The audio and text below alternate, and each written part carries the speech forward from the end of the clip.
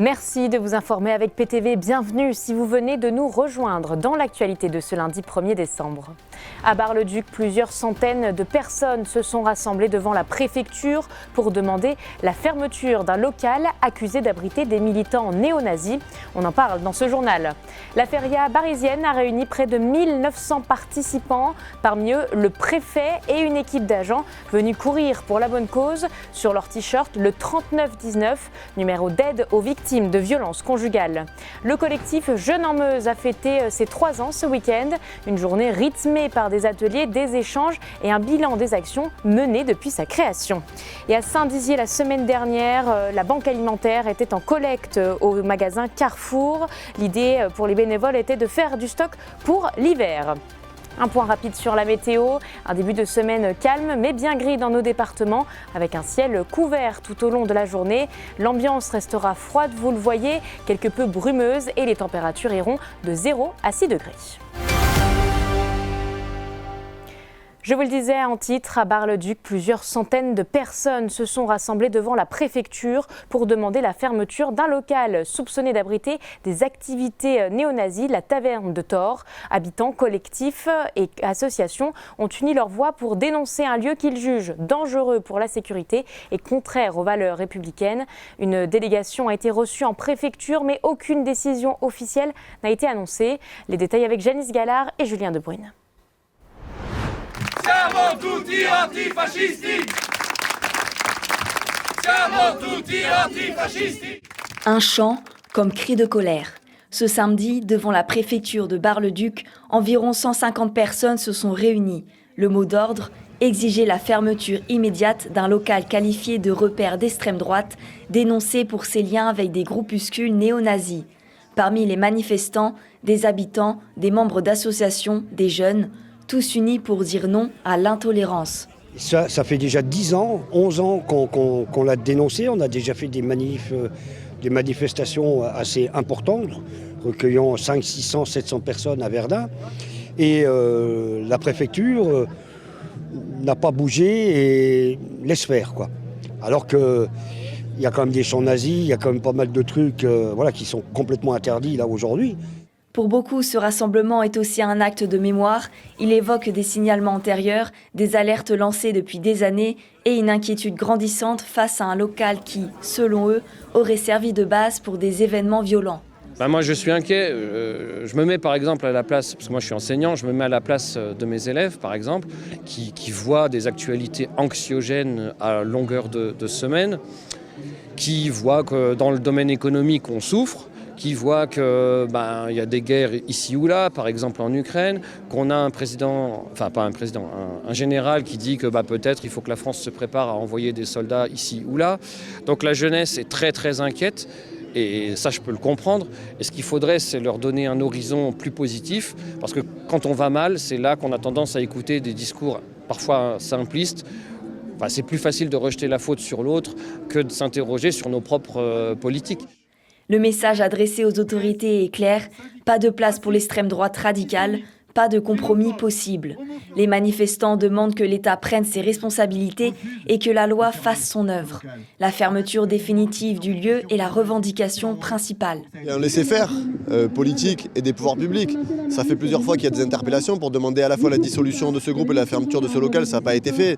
C'est aussi le symbole d'une idéologie d'extrême droite qui revient fortement dans le pays, qui voit certains médias dérouler le tapis rouge à des idées de haine. Et ces gens trouvent un prolongement politique aux idées racistes qu'il y a dans le débat public.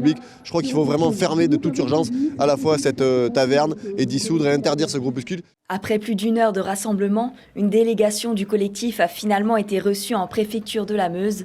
Selon les organisateurs, il s'agissait d'exposer une nouvelle fois leurs inquiétudes et de demander une décision rapide. Pour l'heure, aucune annonce officielle n'a été faite. Et justement, reçue par la directrice du cabinet du préfet, la délégation du collectif indique dans un communiqué de presse que la donne a changé, je cite, pour le préfet, qui traite à présent ce dossier avec sérieux et la volonté d'aboutir. Le collectif affirme accueillir ses propos avec réserve et il précise qu'il jugera les actes et les résultats. À Bar-le-Duc, la feria barisienne a pris cette année une dimension particulière. Parmi les 1900 participants, le préfet de la Meuse et une équipe d'agents qui ont couru les 10 km pour rappeler l'importance du 3919, le numéro d'aide aux victimes de violences conjugales. Une mobilisation inscrite dans la semaine orange avec un message clair. La prévention et la lutte contre ces violences concernent tout le monde, comme nous le montrent Mathis Grenier et Célia Richard. Courir pour la bonne cause. Il faisait partie des 1900 coureurs à participer à la feria barisienne ce samedi 29 novembre. Le préfet de la Meuse, Xavier Delarue, et une quinzaine d'agents de la préfecture et des forces de l'ordre ont pris le départ de la dernière course, celle des 10 km. Comme chaque année depuis 3 ans, ils arborent fièrement un t-shirt floqué, Pref 55, mais plus important encore, 3919, le numéro destiné aux victimes de violences conjugales. Une action qui s'inscrit dans la semaine orange, la semaine dédiée à la lutte contre les violences conjugales. L'objectif, faire de la prévention et rappeler que les violences conjugales sont l'affaire de tous. La feria barisienne, organisée chaque fin novembre, est l'occasion pour eux de se mobiliser ensemble dans un moment sportif et solidaire. Chaque année, on essaye de proposer une équipe de l'État qui rassemble des collègues des différents services, de la préfecture, des DDI, mais aussi de la police, de la gendarmerie, des pompiers, ceux qui veulent. On fait une équipe, et là on est une quinzaine cette année, et sur une thématique, vous le voyez, qui est la lutte contre les violences faites aux femmes, et avec le numéro d'urgence affiché. Voilà. Et l'idée, c'est aussi à la fois quelque chose qui est un moment de cohésion sympathique pour ceux qui ont envie de courir, et aussi un moment pour réaffirmer, on est dans la semaine de la lutte contre les violences faites aux femmes, et pour réaffirmer qu'on est tous engagés là-dessus. On a des niveaux très différents, on a des collègues qui courent très vite, d'autres qui courent honnêtement moins. Et voilà. L'idée, c'est d'être ensemble, et puis c'est un peu comme au Téléthon, quoi. Chacun participe et fait comme il souhaite et comme il en a envie. Et voici notre chiffre du jour, il s'affiche, c'est 500, c'est le nombre de personnes qui vivraient aujourd'hui avec le VIH sans le savoir dans le Grand Est. En cette journée mondiale de lutte contre le sida, les autorités sanitaires rappellent que les possibilités de dépistage n'ont jamais été autant accessibles. Autotest en pharmacie, dépistage gratuit sans ordonnance dans les laboratoires ou encore tests capillaires réalisés par des associations. Et un autre chiffre, 200, cette fois-ci c'est le nombre de personnes qui ont découvert leur séropositivité en 2024 dans le Grand Est. À l'occasion de son 3e anniversaire, le collectif Jeunes en Meuse faisait le point ce week-end sur son engagement auprès des 11-29 ans dans le département. Créé par le conseil départemental, ce groupe permet aux jeunes de proposer des idées, de participer à des projets citoyens et de se former à la prise de parole ou au travail en équipe. Retour en images avec la rédaction. Mis en place en 2022 par le département de la Meuse, le collectif Jeunes en Meuse s'adresse aux 11-29 ans souhaitant participer activement à la vie du territoire. Aujourd'hui, ils ont soufflé la bougie de leur 3e anniversaire. En 3 ans, le collectif a participé à de nombreux événements et formations. Mais qu'est-ce que je fais là ?